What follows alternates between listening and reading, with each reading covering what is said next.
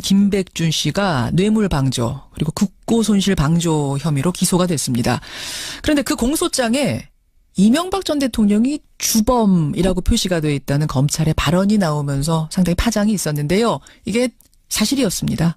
예, 공소장에는 명백히 MB가 주범이다 적혀 있고 그 주범으로 볼 수밖에 없는 결정적인 이유들이 함께 적혀 있었습니다. 자, 이 김백준 씨의 공소장을 입수해서 직접 확인한 분, 더불어민주당 전해철 의원 연결을 해보죠. 전해철 의원님, 안녕하세요. 예, 안녕하십니까. 공소장, 그러니까 검찰에다가 공식적으로 요청을 해서 받으신 거죠? 예, 그렇습니다. 예. 정말로 MB가 주범, 김백준 씨는 전달자, 이렇게 적혀 있던가요? 그렇습니다. 그러니까 이명박 전 대통령이 김성호 전 원장이나 원세훈 전 국정원장에게 먼저 2억 원씩을 주라고 요구를 했고요. 그래서 이 요구에 따라서 전직 두 원장이 돈을 마련해 줬다라는 게 이제 분명히 이렇게 규정이 되어 있습니다. 그러니까 추정이 아니라 진짜로 이명박 전 대통령, 그러니까 당시 대통령이 국정원장한테 돈 가져오라고 직접 지시를 했다고요? 그렇습니다. 그러니까 김성호 전 원장에게는 2008년 4, 5월경에 예. 국정원장 특수공작 사업비 중 2억 원을 줘라 이렇게 요구를 했다는 2억 거고. 원이라는 액수까지 얘기하면서 갖고 오라고 했답니까? 그렇습니다. 또 특수공작 사업비 중에서 가져와라라고까지 이야기했다는 거고요. 구체적으로. 예. 그리고 원세훈 전 원장에게도 2010년 7, 8월경에 예. 역시 특별사업비 중 2억 원을 주라 뭐 이렇게 요구했다라고 이제 공소장에 기재가 되어 있습니다. 이것도 역시 직접 지시 2억 원 액수까지 콕 찍어서 가져오라 했다. 그렇습니다. 예. 그렇게 구체적으로 다 적혀 있어요? 그렇습니다. 그러니까 적어도 이제 이렇게 구체적으로 공소장에 쓸 정도였다면요. 예. 관련자의 진술이 거의 정확하게 이런 이야기들을 분명하게 확인했다라고 저희들이 이제 생각해도 되겠죠. 그러니까 정황상 이렇게건이가 아니라 이 정도로 쓸 정도면은 김성호, 원세훈 두 국정원장이 자백을 한 거다. 그 증언이 나온 거다. 이렇게 지금 판단할 수 있는 거군요. 그렇습니다. 그러니까 기본적인 사실관계에 의해서 범죄의 협의가 확인됐다 이렇게 이제 볼 수 있는데요. 구체적으로는 김성호, 원세훈 두 예. 원장의 진술이라든지 또 예. 김백준 전 비서관의 진술, 예. 기타 이제 예산 담당관이라든지 예. 경립팀장 예. 이런 사람들에 대한 진술이 다 종합적으로 고려돼서 이런 공소사실이 완성되지 않았나라고 생각합니다. 자, 그러면 김성호 국정원장 2억, 원세훈 국정원장 2억. 이 사람들은 대통령이 돈 달라고 하니까 그냥 준 겁니까? 아니면 줄 수밖에 없는 다른 이유도 있었다고 써 있던가요? 이제 뇌물수수지 않습니까? 제명이. 그렇죠. 뇌물수수 경우에는 대체적으로 어떤 업무와 관련이 있어서 줬다라는 게 이제 공소장에 나와 있는데요. 역시 공소장에 의하면 김성호 전 원장의 경우에는 당시에 청문회가 개최되지 못할 정도로 굉장히 많은 의혹이 제기되고 했습니다. 그런 문제를 잘 해결하기 위해서 또 원장으로 임명을 해야 되겠다라는 것에 의해서 했다는 거고. 잠깐만요. 하나하나씩 보죠. 그러니까 김성호 당시 예. 원장은 예. 청문회가 개최되지 못할 정도로 연이은 의혹 제기에도 불구하고 국정원장 임명을 강행해 준 것에 대한 보답, 그리고 예. 향후 국정원장직 유지, 인사 이런 것을 할 때 각종 편의를 제공받을 것을 기대하면서 2억 원을 건넸다 이렇게 써 있는 거죠. 그렇습니다. 그러니까 예. 당시 이제 김성호 전 원장은 청문회 할 때 삼성 떡값 문제로 해서 굉장히 여야의 굉장히 큰 다툼이 있었습니다. 그렇죠. 예, 그런 부분에 대해서 잘 무마하려고 했다라고 이제 특정 사실이 기재가 되어 있습니다. 기가 막히네요. 국정원장 임명을 강행해 준 것에 대한 보답의 의미. 참 원세훈 원장은 어떻게 적혀 있던가요? 네, 마찬가지로 국정원 운영 과정에서 발생한 여러 문제로 인해서 문책론이 나옴에도 불구하고 예. 국정원장직을 유지할 수 있게 해준 것에 대한 보답, 또 향후 국정원장을 유지하기 위해서 이와 같이 금원을 지급했다라고 나와 있는데요. 원세훈 전 원장의 경우에도 그 외교적으로 굉장히 논란이 된 사건이 있었죠. 인도네시아 대통령 특사단 숙소 잠입 사건이라고. 그 특사들이 왔는데 국정원에서 호텔에 잠입을 해가지고 몰래 잠입을 해서 노트북을 들여다보다가 들킨 거잖아요. 엄청난 사건이었죠, 사실. 사실 그 사건은 나라를 굉장히 망신시키고 국가 정보 조직으로서는 있을 수 없는 일들을 했던 거였거든요. 맞습니다. 그래서 예. 사실 여론상은 원장이 좀 책임져야 되는 거 아니냐. 나왔습니다만은 예. 아무튼 이런 일들이 있음에도 불구하고 문책론을 피하기 위해서 이런 금원을 지급했다라고 이제 공소장에는 이와 같이 좀 포괄적으로 나와 있습니다. 국회 문책론에도 불구하고 국정원장직을 유지할 수 있게 해준 것에 대한 보답. 그러니까 아까 전에는 인사청문회를 무사히 강행시켜준 것에 대한 보답. 이번에는 문책론에도 불구하고 나를 자르지 않은 것에 대한 보답. 이렇게 되는 거네요. 그렇습니다. 야, 그렇게 해서 2억씩을 건넸다라고 지금 공소장 내용을 얘기하고 계시는 거예요. 그러면 예, 그렇습니다. 이 공소장 주인공은 지금 사실 MB가 아니라 김백준 씨잖아요.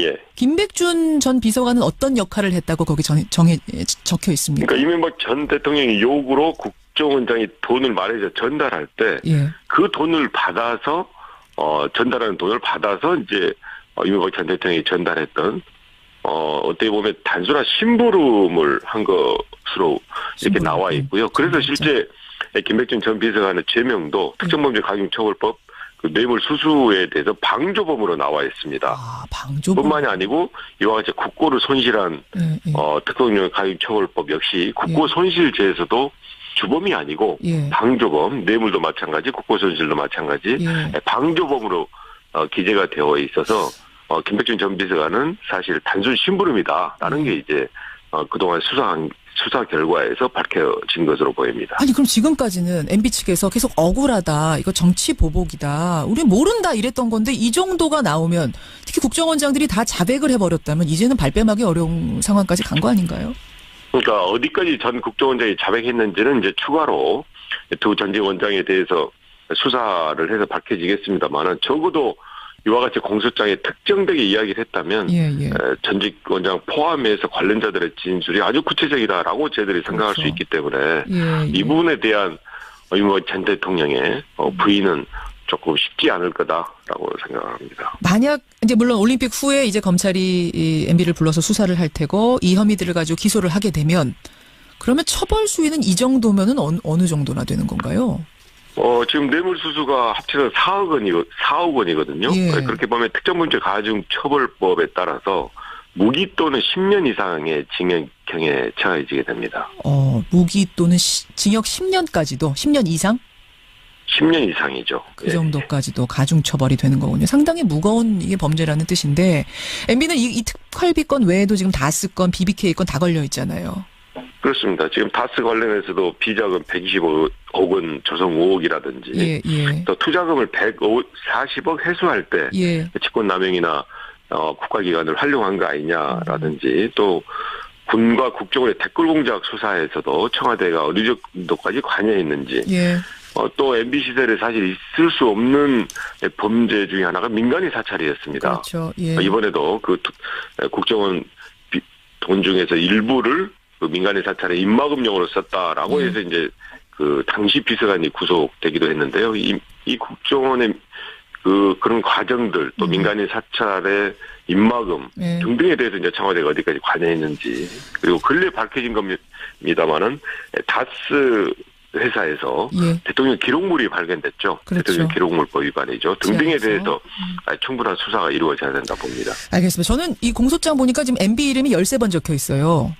그렇습니다. 이게 지금 김백준 공소장인지 MB 공소장인지 모르겠습니다.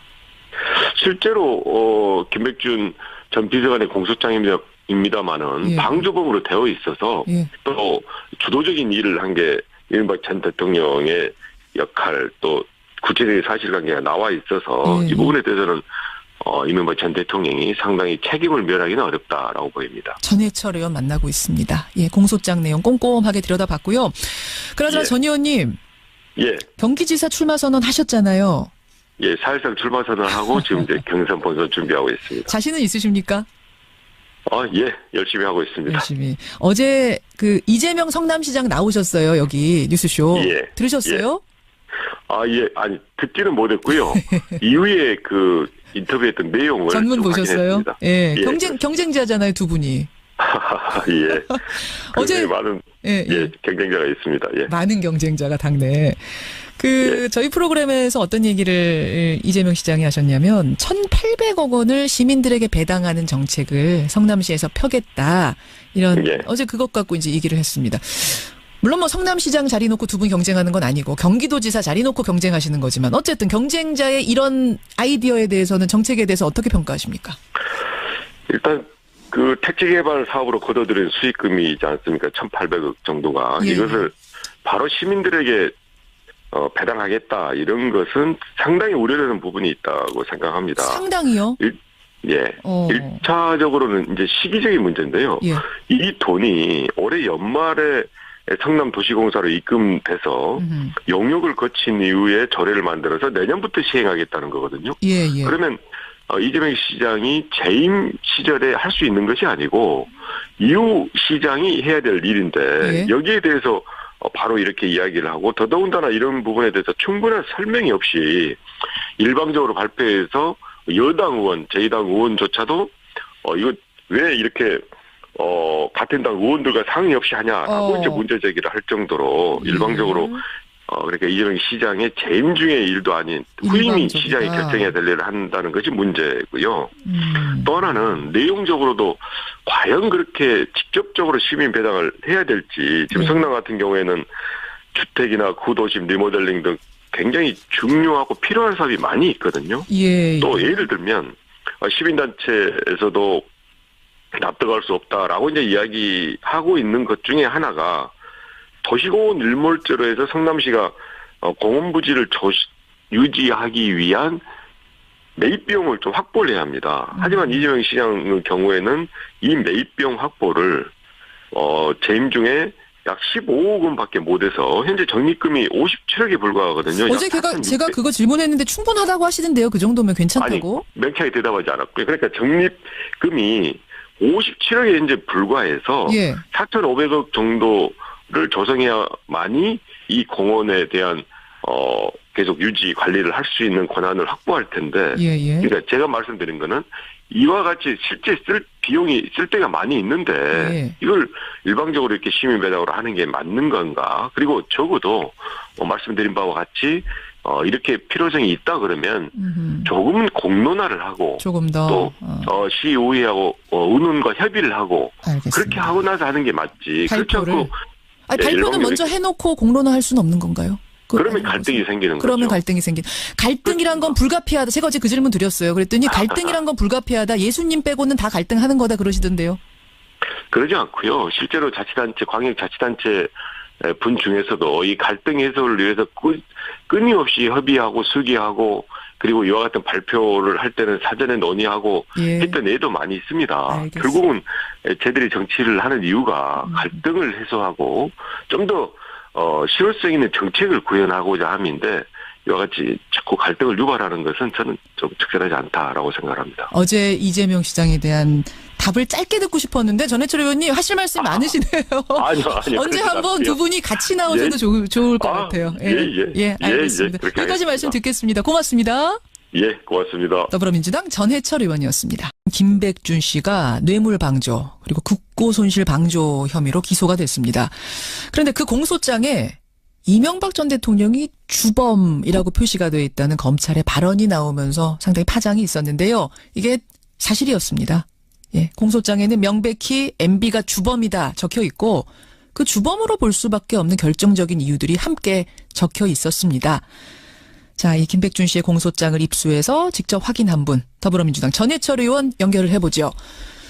전해철 의원님, 안녕하세요. 예, 안녕하십니까. 공소장, 그러니까 검찰에다가 공식적으로 요청을 해서 받으신 거죠? 예, 그렇습니다. 예. 정말로 MB가 주범, 김백준 씨는 전달자, 이렇게 적혀 있던가요? 그렇습니다. 그러니까 이명박 전 대통령이 김성호 전 원장이나 원세훈 전 국정원장에게 먼저 2억 원씩을 주라고 요구를 했고요.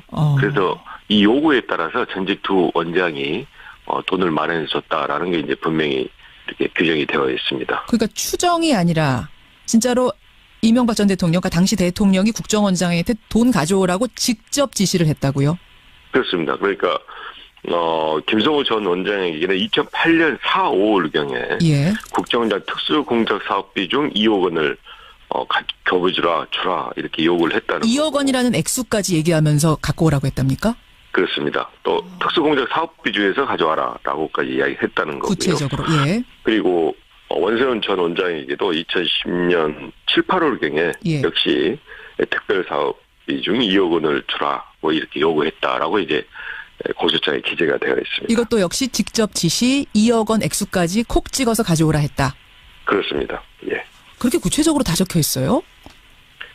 그렇습니다. 그러니까 적어도 이제 이렇게 구체적으로 공소장에 쓸 정도였다면요. 예, 예. 관련자의 진술이 거의 정확하게 이런 이야기들을 분명하게 확인했다라고 저희들이 이제 생각해도 되겠죠. 그러니까 정황상 이렇게 건의가 아니라 이 정도로 쓸 정도면은 김성호, 원세훈 두 국정원장이 자백을 한 거다. 그 증언이 나온 거다. 이렇게 특사단 숙소 잠입 사건이라고. 그 이런 특사들이 왔는데 국정원에서 호텔에 잠입을 해가지고 몰래 잠입을 해서 노트북을 들여다보다가 들킨 거잖아요. 엄청난 사건이었죠, 그렇습니다. 사실. 사실 그 사건은 나라를 굉장히 망신시키고 망신이. 국가정보조직으로서는 있을 수 없는 일들을 했던 거였거든요. 맞습니다. 그래서 예. 사실 여론상은 원장이 좀 책임져야 되는 거 아니냐 그렇게 나왔습니다만은 예. 아무튼 이런 일들이 있음에도 불구하고 문책론을 피하기 위해서 이런 금원을 지급했다라고 이제 공소장에는 이와 같이 좀 포괄적으로 나와 있습니다. 국회 문책론에도 불구하고 국정원장직을 유지할 수 있게 해준 것에 대한 보답. 그러니까 아까 전에는 인사청문회를 무사히 강행시켜준 것에 대한 보답. 이번에는 문책론에도 불구하고 나를 자르지 않은 것에 대한 보답. 이렇게 되는 거네요. 그렇습니다. 야, 그렇게 해서 2억씩을 건넸다라고 지금 공소장 내용을 얘기하고 계시는 거예요. 그러면 예, 그렇습니다. 이 공소장 주인공은 지금 사실 MB가 아니라 김백준 씨잖아요. 예. 김백준 전 비서관은 어떤 역할을 했다고 거기 적혀 있습니까? 그러니까 이명박 전 대통령이 요구로 국정원장이 돈을 말해서 전달할 때 그 예. 돈을 받아서 전달하는 돈을 받아서 이제 이명박 전 대통령이 전달했던 어떻게 보면 단순한 심부름을 한 것으로 이렇게 심부름. 나와 있고요. 그래서 실제 김백준 전 비서관의 죄명도 특정범죄 강행처벌법 그 뇌물 수수에 대해서 방조범으로 나와 있습니다. 아, 방조범. 뿐만이 아니고 이와 같이 국고를 손실한 예. 특정범죄 강행처벌법 역시 국고 손실죄에서도 주범이 아니고 방조범, 뇌물도 마찬가지, 국고 손실도 마찬가지, 방조범으로 기재가 되어 있어서 김백준 전 비서관은 사실 단순 심부름이다라는 게 이제 그동안 수사 결과에서 밝혀진 것으로 보입니다. 아니 그럼 지금까지는 MB 측에서 계속 억울하다. 이거 정치 보복이다. 우리 모른다 이랬던 건데 이 정도가 나오면 특히 국정원장들이 다 자백을 해버렸다면 이제는 발뺌하기 어려운 상황까지 간 거 아닌가요? 그러니까 어디까지 전 국정원장이 자백했는지는 이제 추가로 두 전직 원장에 대해서 수사를 해서 밝혀지겠습니다만은 적어도 이와 같이 공소장에 특정되게 지금 판단할 수 있는 거군요. 그렇습니다. 그러니까 기본적인 사실관계에 의해서 범죄 협의가 확인됐다 이렇게 이제 볼 수 있는데요. 구체적으로는 김성호 원세훈 두 원장의 진술이라든지 또 김백준 전 비서관의 진술, 기타 이제 예산 담당관이라든지 경립팀장 이런 사람들에 대한 진술이 다 종합적으로 고려돼서 이런 공소사실이 완성되지 않았나라고 생각합니다. 자 그러면 김성호 국정원장 2억, 원세훈 국정원장 2억. 이 사람들은 대통령이 돈 달라고 하니까 그냥 준 겁니까? 아니면 줄 수밖에 없는 다른 이유도 있었다고 써 있던가요? 이제 뇌물 수수지 않습니까? 제명이. 그렇죠. 뇌물 수수 경우에는 대체적으로 어떤 업무와 관련이 있어서 줬다라는 게 이제 공소장에 나와 있는데요. 역시 공소장에 의하면 김성호 전 원장의 경우에는 당시에 청문회가 개최되지 못할 정도로 굉장히 많은 의혹이 제기되고 했습니다. 그런 문제를 잘 해결하기 위해서 또 원장으로 임명을 해야 되겠다라는 것에 의해서 했다는 거고. 잠깐만요. 하나하나씩 보죠. 그러니까 김성호 당시 원장은 청문회가 개최되지 못할 정도로 연이은 의혹 제기에도 불구하고 국정원장 임명을 강행해 준 것에 대한 보답 그리고 향후 국정원장직 유지, 인사 이런 것을 할 때 각종 편의를 제공받을 것을 기대하면서 2억 원을 건넸다 이렇게 써 있는 거죠. 그렇습니다. 그러니까 당시 이제 김성호 전 원장은 청문회 할 때 삼성 떡값 문제로 해서 굉장히 여야에 굉장히 큰 다툼이 있었습니다. 그렇죠. 그런 부분에 대해서 잘 무마하려고 했다라고 이제 특정 사실이 기재가 되어 있습니다. 기가 막히네요. 국정원장 임명을 강행해 준 것에 대한 보답의 의미. 참 원세훈 원장은 어떻게 적혀 있던가요? 네, 마찬가지로 국정을 운영 과정에서 발생한 여러 문제로 인해서 문책론이 나옴에도 불구하고 예. 국정원장직을 유지할 수 있게 해준 것에 대한 보답, 또 향후 국정원장을 유지하기 위해서 이와 같이 금원을 지급했다라고 나와 있는데요. 원세훈 전 원장의 경우에도 그 외교적으로 굉장히 논란이 된 사건이 있었죠. 인도네시아 대통령이 이야기를 했다면 예, 예. 전직 원장 포함해서 관련자들의 진술이 아주 구체적이다라고 저희들이 생각할 그렇죠. 수 있기 때문에 예, 이 부분에 대한 전 대통령의 부인은 조금 쉽지 않을 거다라고 생각합니다. 만약 이제 물론 올림픽 후에 이제 검찰이 이 MB를 불러서 수사를 할 테고 이 혐의들을 가지고 기소를 하게 되면 그러면 처벌 수위는 이 정도면은 어느 정도나 되는 건가요? 지금 뇌물수수가 합쳐서 4억 원이거든요. 예. 그렇게 보면 특정범죄 가중처벌법에 따라서 무기 또는 10년 이상의 징역형에 처해지게 됩니다. 무기 또는 징역 10년까지도 10년 이상? 10년 이상이죠. 그 정도까지도 가중처벌이 되는 거군요. 상당히 무거운 이게 범죄라는 뜻인데 MB는 이 특활비 건 외에도 지금 다스 건, BBK 건 다 걸려 있잖아요. 그렇습니다. 지금 다스 관련해서도 비자금 125억 원 조성 5억이라든지 예, 예. 또 투자금을 140억 회수할 때 예. 직권남용이나 국가기관을 활용한 거 아니냐라든지 또 군과 국정원의 댓글 공작 수사에서도 청와대가 어느 정도까지 관여했는지 예. 또 MB 시절에 사실 있을 수 없는 범죄 중에 하나가 민간인 사찰이었습니다. 그렇죠. 예. 이번에도 그 국정원 돈 중에서 일부를 그 민간인 사찰에 입막음용으로 썼다라고 해서 이제 그 당시 비서관이 구속되기도 했는데요. 이 국정원의 그런 과정들 또 민간인 사찰의 입막음 등등에 대해서 이제 청와대가 어디까지 관여했는지 그리고 근래 밝혀진 겁니다만은 다스 회사에서 대통령 기록물이 발견됐죠. 그렇죠. 대통령 기록물법 위반이죠. 등등에 대해서 충분한 수사가 이루어져야 된다 봅니다. 알겠습니다. 저는 이 공소장 보니까 지금 MB 이름이 13번 적혀 있어요. 그렇습니다. 이게 지금 김백준 공소장인지 MB 공소장인지 모르겠습니다. 실제로 김백준 전 비서관의 공소장입니다만은 방조범으로 되어 있어서 또 주도적인 일을 한 게 이른바 전 대통령의 역할 또 구체적인 사실관계가 나와 있어서 이 부분에 대해서는 이명박 전 대통령이 상당히 책임을 면하기는 어렵다라고 보입니다. 전해철 의원 만나고 있습니다. 예, 공소장 내용 꼼꼼하게 들여다봤고요. 그나저나 전 의원님, 경기지사 출마 선언 하셨잖아요. 예, 사실상 출마 선언하고 지금 이제 경선 본선 준비하고 있습니다. 자신은 있으십니까? 예, 열심히 하고 있습니다. 열심히. 어제 그 이재명 성남시장 나오셨어요, 여기 뉴스쇼. 들으셨어요? 아니 듣지는 못했고요. 이후에 그 인터뷰했던 내용을 전문 보셨어요? 확인했습니다. 예, 경쟁자잖아요, 두 분이. 예. 어제 많은 경쟁자가 있습니다. 예. 많은 경쟁자가 당내. 저희 프로그램에서 어떤 얘기를 이재명 시장이 하셨냐면 1,800억 원을 시민들에게 배당하는 정책을 성남시에서 펴겠다. 이런 어제 그것 갖고 이제 얘기를 했습니다. 물론 뭐 성남시장 자리 놓고 두 분 경쟁하는 건 아니고 경기도지사 자리 놓고 경쟁하시는 거지만 어쨌든 경쟁자의 이런 아이디어에 대해서는 정책에 대해서 어떻게 평가하십니까? 일단 그 택지개발 사업으로 거둬들인 수익금이 있지 않습니까? 1,800억 정도가 이것을 바로 시민들에게 배당하겠다 이런 것은 상당히 우려되는 부분이 있다고 생각합니다. 상당히요? 1차적으로는 이제 시기적인 문제인데요. 이 돈이 올해 연말에 성남도시공사로 입금돼서 용역을 거친 이후에 조례를 만들어서 내년부터 시행하겠다는 거거든요. 그러면 이재명 시장이 재임 시절에 할 수 있는 것이 아니고 이후 시장이 해야 될 일인데 여기에 대해서 바로 이렇게 이야기를 하고 더더군다나 이런 부분에 대해서 충분한 설명이 없이 일방적으로 발표해서 여당 의원, 제2당 의원조차도 이거 왜 이렇게 같은 당 의원들과 상의 없이 하냐라고 이제 문제 제기를 할 정도로 일방적으로 그러니까 이재명 시장의 재임 중의 일도 아닌 후임이 시장이 결정해야 될 일을 한다는 것이 문제고요. 또 하나는 내용적으로도 과연 그렇게 직접적으로 시민 배당을 해야 될지 지금 성남 같은 경우에는 주택이나 구도심 리모델링 등 굉장히 중요하고 필요한 사업이 많이 있거든요. 또 예를 들면 시민단체에서도 납득할 수 없다라고 이제 이야기하고 있는 것 중에 하나가 도시공